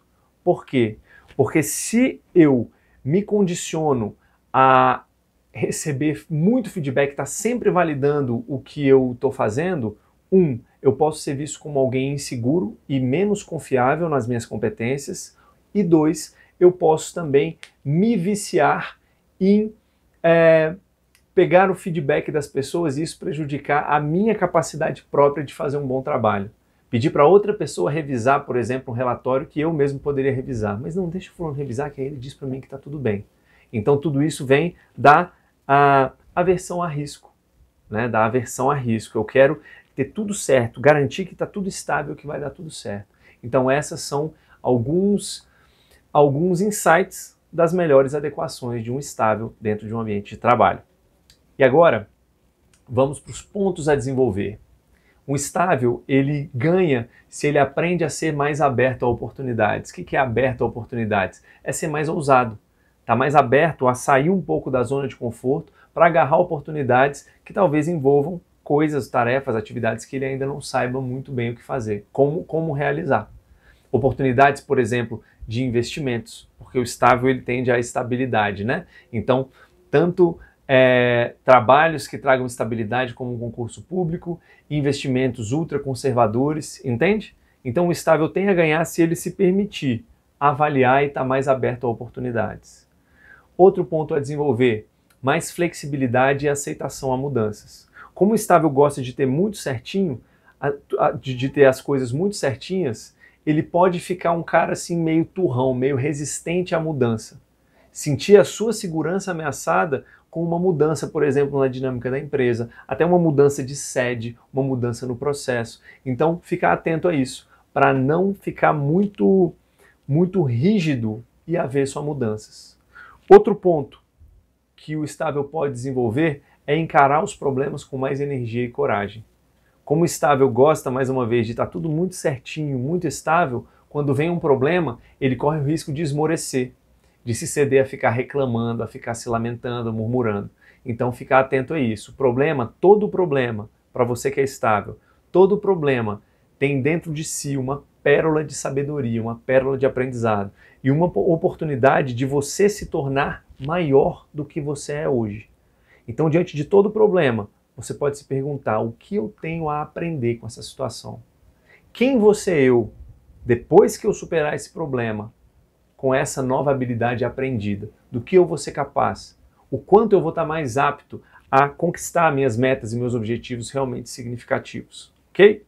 Outro ponto, ser menos hesitante e mais decidido, ok? O estável, às vezes, por todos esses aspectos que eu fui trazendo, às vezes ele tem uma dificuldade em se firmar, em se posicionar, e aí fica no vai, não vai, vai, não vai, e não sai do lugar. Então, buscar essa habilidade de tomar decisões. Expressar mais suas posições, estar mais disposto a se posicionar, às vezes se a sua posição for contrária a algumas pessoas, aprender a suportar o desconforto de precisar se posicionar e estabelecer prioridades e saber dizer não.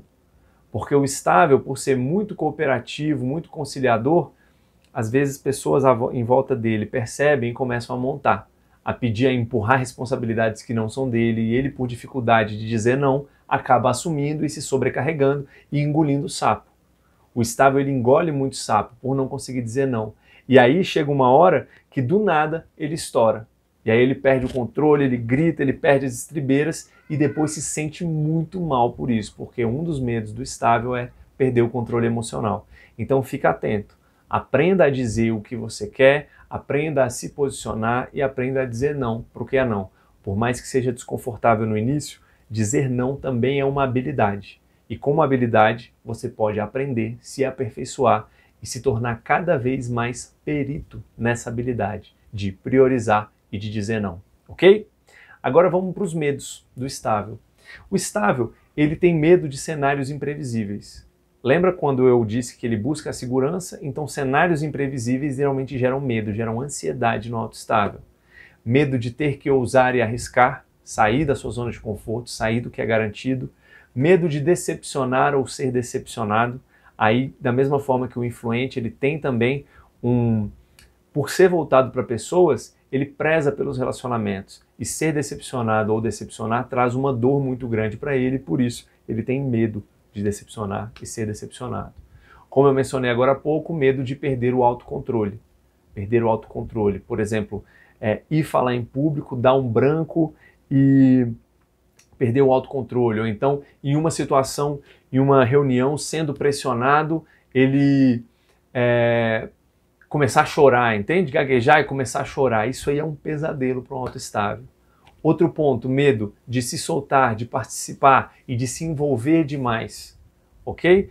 Uma dinâmica, por exemplo, que envolva aí uma criatividade, uma exposição, o estável ele prefere ficar mais preso, mais controlado, mais na dele, para não se soltar, não se envolver demais. E outra, ter que lidar com conflitos. Principalmente ter que entrar em conflitos, provocar um conflito, ou alguém provocar um conflito com ele.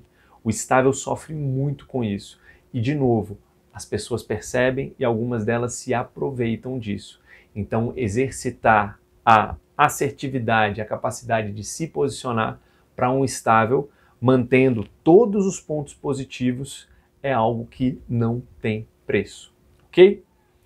Vamos lá. Como se comunicar com o estável, com o alto S? Da mesma forma dos outros perfis que eu trouxe, se você... A comunicação, ela é responsabilidade do comunicador. Então, se você quer melhorar os seus relacionamentos, você precisa entender que você precisa tratar as pessoas como elas gostariam de ser tratadas, não como você gostaria de ser tratado. Ah, mas você é obrigado a fazer isso? Não. Só se você quiser melhorar os seus relacionamentos. Só se você quer ter resultados melhores com os seus relacionamentos. Então, um autoestável. Quais são as dicas para você se comunicar com um autoestável? Primeiro, esforce-se para ser gentil e simpático. Busque construir uma relação de confiança, demonstrando um interesse genuíno na sua pessoa. Ok? Um interesse genuíno na pessoa. 2. Demonstre paciência com sua hesitação. Compreenda o tempo de que eles precisam para se adaptar. A dica que eu dei lá atrás. Talvez proponha que data que a gente pode resolver isso, até quando você pode resolver isso, sem pressionar para ser imediato, mas claro que você também não vai deixar um assunto que precisa ser resolvido 100% aberto. Então, uma estratégia é definir por consenso uma data para a entrega dessa decisão ou desse projeto. Outro ponto, apresente o assunto da maneira mais suave possível, concentre-se mais em como fazer do que em o que fazer. Ou seja, detalha com suavidade o passo a passo para que o estável consiga desenhar na mente dele o procedimento e assim reduz a ansiedade e entregue com mais efetividade o que você precisa que ele entregue. E um outro ponto é, procure não ser dominador e exigente, evite mensagens agressivas com tom de voz forte e linguagem corporal incisiva. Por quê? Se você não fizer isso, você está correndo o risco de que o estável ele trave emocionalmente, ele trava. E travado, ele não consegue entregar todo o valor que ele conseguiria entregar. Então é do seu interesse, se você está se relacionando com o estável, por mais que até você ter visto esse vídeo, você vinha comunicando impaciência e irritação e achando que era uma sensibilidade exagerada, você entender que isso é da pessoa. E se você soubesse comunicar da forma adequada ao perfil desse autoestável, você vai ter melhores resultados, construir relacionamentos de confiança e de lealdade com essas pessoas que são tão importantes no andamento de todo o círculo social e de toda a organização. Ok? Vamos agora para os perfis públicos com esse perfil autoestável. A gente tem aqui o Mahatma Gandhi, ok? Gandhi, personagem histórico. O técnico Parreira, que foi da seleção brasileira por muito tempo, Parreira. Drauzio Varela, o médico, que está aí em vários quadros da Globo, né? Você observa o jeito calmo, o jeito cadenciado de falar. Chico Xavier, Caetano Veloso, Eduardo Suplicy. Todos esses são personalidades públicas com o perfil estável.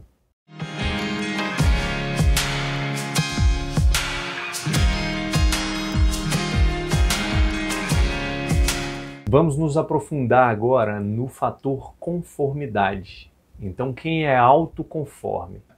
As características marcantes de um autoconforme são a disciplina, a capacidade de análise, a disciplina em se ater a regras e procedimentos, a facilidade de análise no sentido de identificar o que deve ser feito, identificar qual é o problema que está acontecendo e que está prejudicando o andamento do que é para acontecer, como esse problema impacta, percebe uma capacidade de análise, de pegar uma situação e analisar, colocar tudo em perspectiva e identificar o que acarreta cada parte do problema ou da situação. Isso é uma facilidade do autoconforme. Ele tem facilidade também em ser preciso, tanto nas suas ações quanto nas suas palavras. Então ele geralmente pensa antes de falar. Muitas vezes não fala nada, mas quando fala, como eu falei no outro vídeo, quando você tem um conforme na sua equipe ou no seu círculo de amizade e ele diz algo, é bom ouvir, porque dificilmente ele vai falar algo levianamente. Ele pensa antes de falar e ele sempre avalia, será que eu preciso mesmo falar? Se eu não precisar falar, eu não vou falar, porque o autoconforme não tem tanta necessidade de influenciar, de se comunicar, ok? Então, disciplina, capacidade analítica, precisão, organização. O autoconforme ele tem uma necessidade também de controle sobre o que está acontecendo, controle sobre sua rotina, controle minucioso sobre o que está à sua volta. Então a organização é uma ferramenta para ter esse controle. Então o conforme ele vê um bom custo-benefício em ser organizado, porque dá trabalho ser organizado, mas ele tem facilidade nisso. E além do custo-benefício, porque leva ele a um controle, ele gosta da organização também. Ele sente prazer na ordem. Ele é detalhista, então ele é minucioso, detalhista. Lembra que lá no início eu falei que às vezes ele sente necessidade, ele sente dificuldade de delegar por duvidar que outras pessoas vão conseguir exercer uma tarefa, uma atividade tão bem quanto ele? E que muitas vezes ele está certo? É por isso, porque ele é muito detalhista, muito preciso, muito cuidadoso. Então todas essas são características marcantes de quem é autoconforme. A gente tem também uma certa formalidade, um certo distanciamento no trato social. Então o conforme, ele tende a ser mais fechado, mais reservado, mais formal. Ele tende a ser ordenado, organizado. Ele tende, principalmente quando ele não tem uma inteligência emocional bem desenvolvida, a ser perfeccionista. Porque uma coisa é o ser rigoroso e ter um alto padrão de qualidade. Outra coisa é o ser perfeccionista. O que é o perfeccionismo? Uma necessidade disfuncional de ter qualidade, de ter conquistas, que por ser tão intensa, ela acaba gerando uma paralisação. Do tipo, se não for para ser perfeito, eu prefiro nem fazer. Ou não estou preparado, logo eu não ajo. Então, se você é autoconforme e vem identificando isso na sua vida, no seu trabalho, fica atento, porque muitas vezes o seu 100% de qualidade é desnecessário para a maior parte das pessoas. A maior parte das pessoas ficaria satisfeita e muito feliz com um nota 7 para o seu padrão de qualidade. E aí você pode decidir o que fazer com isso. Claro que se você quer se satisfazer com uma atividade ou um projeto ou uma performance muito alta, você tem o direito de fazer isso, e você pode fazer isso. Mas fica atento se você começar a observar pessoas que você acha que são menos competentes, menos inteligentes do que você, sendo promovidas antes de você, ou tendo mais resultado do que você. Isso é um forte indicativo de que o seu padrão elevado de qualidade virou perfeccionismo e está atuando contra você em vez de a seu favor.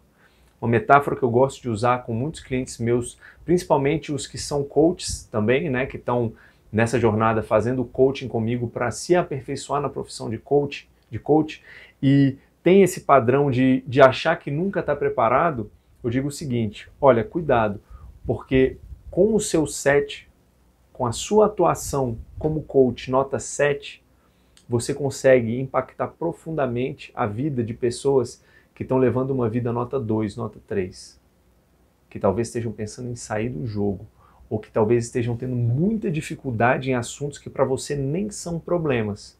E você está gastando o seu tempo em se preparar para se tornar um nota 10, enquanto o nota 7 que você é hoje já pode transformar a vida de muitas pessoas. Então, conforme, cuidado com o perfeccionismo, ok? Outros aspectos são que ele tende a ser discreto, alinhado à formalidade, certo? Uma discrição, ele não gosta de estar nos holofotes, e ele é questionador. Na maioria das vezes com polidez, ou às vezes ele emperra ali um processo, é um pouco cri-cri, caso ele não saiba controlar isso. Por quê? Porque ele identifica os erros, ele dificilmente deixa passar um erro, então ele é questionador, ok? Vamos lá.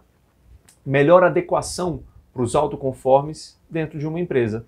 Funções técnicas, geralmente os engenheiros tendem a ser autoconformes, ou então, se não são por natureza, acabam se moldando ali, precisando desenvolver as competências da conformidade para desenvolverem a profissão. Então, engenheiros, desenvolvedores de software, programadores, tarefas de gestão de qualidade, de controle de produção, tudo isso tem a ver com alta conformidade. Um autoconforme vai se dar bem nesse tipo de atividade. Áreas voltadas para a qualidade, métodos racionais de solução de problemas. Então, o processo científico, né, o método científico está muito associado à conformidade. O comportamento influente, intuitivo, criativo, não combina com o método científico, com o rigor científico. Então, a conformidade está muito alinhada com isso. E outro aspecto que o conforme tem facilidade é na avaliação de cenários e riscos, porque ele, por natureza, ele precisa de muitas informações para tomar decisão.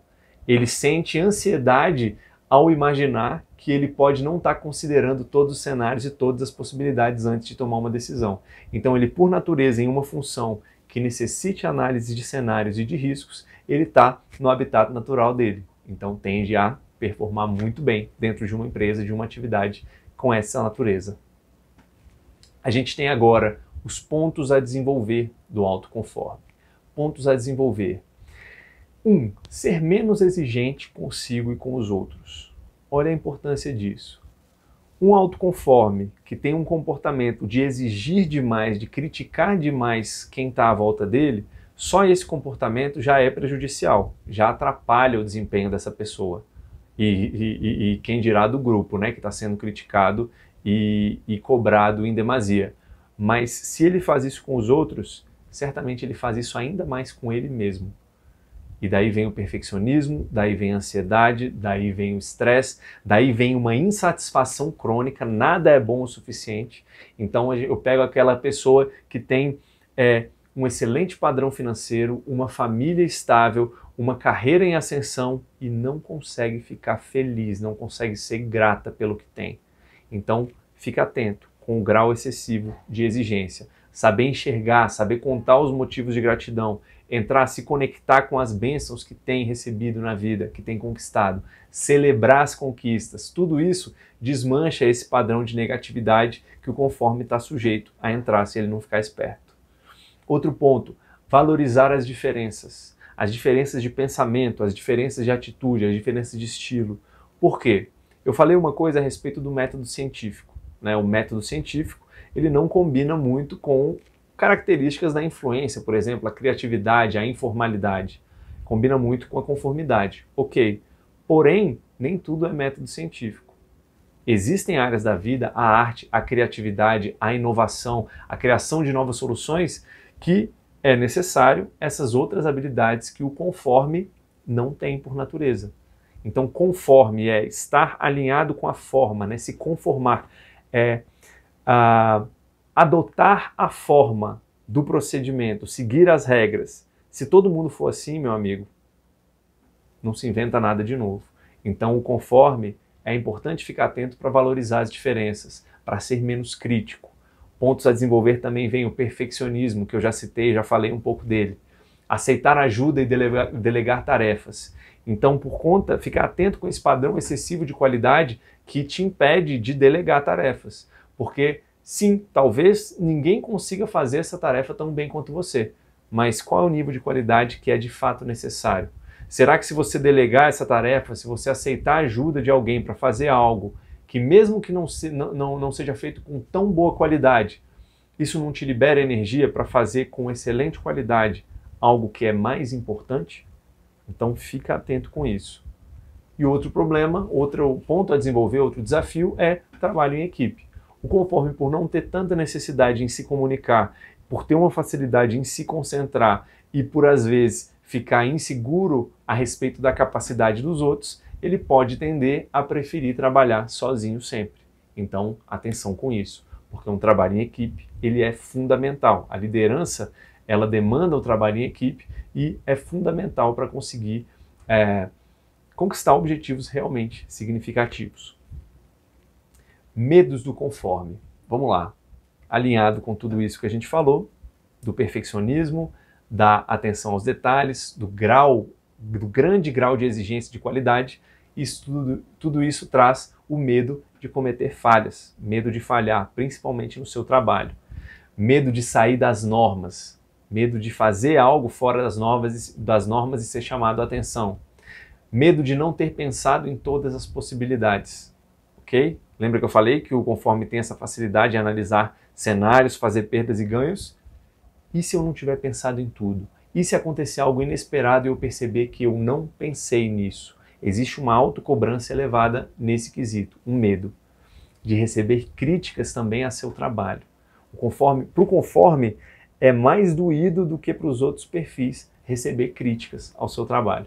Por isso que ele tem um padrão tão elevado de qualidade. Assim ele reduz muito essa necessidade, essa probabilidade de ser criticado na qualidade do seu trabalho. Outro ponto é não ter informações suficientes para executar uma tarefa, ou simplesmente ele vê valor em ter informações, em colecionar informações. Um pensamento do tipo, e se um dia eu estiver tendo uma conversa sobre esse assunto, eu vou saber o que falar se eu souber isso. E às vezes ele entra em um estudo desfocado, vira um consumidor de curiosidades, entende? Desconecta o estudar, a disposição em estudar e adquirir conhecimento de uma finalidade objetiva. E aí ele está sujeito, está vulnerável a acontecer essa imagem que eu falei agora há pouco, dele olhar para o lado e ter pessoas menos capacitadas, menos inteligentes, com currículo pior, galgando melhores posições, tendo melhores resultados na vida, e ele parado. Por quê? Porque ele está gastando o tempo dele em estudo, em adquirir conhecimentos que não são necessariamente úteis. Ok? E outro medo, para finalizar, o medo de não fazer a melhor escolha, de diante de todo o conhecimento, toda a informação, escolher errado. E é por isso que a tomada de decisão do conforme é lenta e racional, demorada e racional, porque ele vai adquirir as informações e vai fazer uma análise minuciosa, se dando tempo para tomar as decisões. E agora, nós vamos para como se comunicar com o autoconforme. Estratégias para você que é de outros perfis, se comunicar melhor, melhorar o relacionamento com os conformes da sua vida, do seu ciclo de relacionamento. Então, vamos lá. Primeiro, prepare-se com antecedência, pois seus padrões são elevados. Dê atenção a detalhes. Aí, se você for explicar algo, você pode já ter percebido algumas pessoas com perfil conforme que você tenta falar algo e ela faz muitas perguntas. E algumas perguntas talvez você nunca tenha pensado. E outras você acha que são simplesmente excessivas. Para que ele quer saber isso? Então, se você quiser ter uma comunicação de alto nível, se você quer ser bem visto por um conforme, procure se preparar, procure dar atenção aos detalhes, procure trazer números para justificar, números, fatos, em uma argumentação, traga estudos que comprovem o que você está dizendo. Tudo isso é visto com bons olhos, é muito bem recebido pelo autoconforme. 2. Seja formal, atendo-se apenas ao tema, mostre ser rigoroso e realista, não seja generalista. O autoinfluente, que não por coincidência, mas de forma muito alinhada com o que eu estou falando, o autoinfluente tende a fazer comentários, usar hipérbole, dizer, nossa, é o melhor, o melhor carro do mundo, a melhor viagem do planeta. Esse tipo de coisa não funciona. Na cabeça do conforme, ele pensa, mas o melhor carro do mundo comparado com qual? Será que essa pessoa conhece todos os carros do mundo? Melhor carro do mundo de que época? Entende? Então, o conforme, ele é realista e ele é rigoroso no que ele fala e no que ele pensa. Então, seja também realista e rigoroso e não seja generalista. Outro ponto, seja sistemático e lógico nos seus pensamentos, apoiando suas afirmações com dados precisos e úteis. É o que eu disse, leve sempre uma fundamentação, senão o conforme pode te apertar e você não causar uma boa impressão ou não conseguir persuadi-lo do que você quer. Se você quiser vender algo para um conforme, que seja uma ideia, um projeto ou um produto, procure se comunicar dessa forma. Certamente, sua comunicação vai ser mais efetiva. E para finalizar, concentre-se mais nos fatos e nas regras e sempre que possível ofereça segurança e garantias, ok? Fatos e regras e segurança e garantias. E agora, vamos conhecer aí algumas personalidades públicas que têm esse perfil conforme.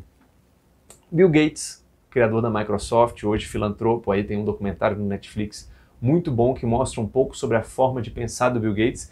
Ele sempre anda com uma sacolona cheia de livros, tem uma capacidade de leitura super rápida e de fixação do conteúdo super rápido, ok? Então, Bill Gates, autoconforme. Albert Einstein, a Miriam Leitão, jornalista de economia, um crânio altamente conforme. Se você vê o jeito que ela fala, que ela concatena as informações para chegar nas conclusões, você vê aí um pensamento muito claro, muito sistemático, muito racional, ok?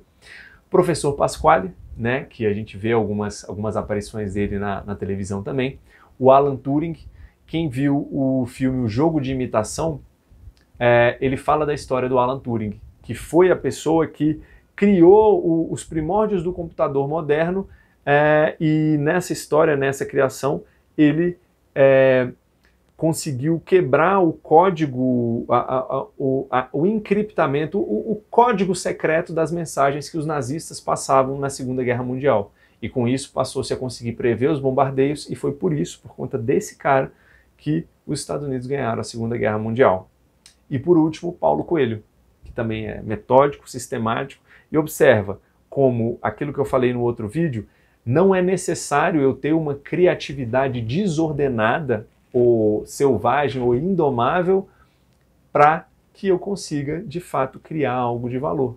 Eu consigo ser sistemático na minha criatividade e ter uma produção literária, uma produção artística também de alto padrão. Então, é isso. Esses são os personagens de alta conformidade que eu tenho para exemplificar esse ponto. E agora, eu quero fechar esse vídeo com uma reflexão para você. Eu quero te lembrar que o perfil, ele inclina o seu comportamento, ele te dá uma tendência de como se comportar, mas você não é prisioneiro do seu perfil comportamental. Você não é obrigado a se comportar dessa ou daquela forma porque é desse ou daquele perfil. Se você é influente, você não é obrigado a não gostar de planilhas, por exemplo, ou ser acelerado demais. Não, você pode flexibilizar. Se você é conforme, você não é obrigado a ser fechado e ter dificuldade de se comunicar, não. Você pode exercitar essas habilidades. Se você é dominante, você não é obrigado a ser agressivo com as pessoas, não. Você pode calibrar isso. A inteligência emocional vai te possibilitar flexibilizar o seu comportamento, guardando a sua energia sem fazer você sofrer nesse processo. Então a palavra é flexibilizar. E eu te faço uma pergunta. Qual é o comportamento hoje na sua vida que você vai ter o melhor custo-benefício, ou seja, que você vai ter mais ganhos se você decidir flexibilizar, mudar esse comportamento? E é isso aí. Fica com essa pergunta que eu tenho certeza que vai te trazer um insight valioso para o seu desempenho.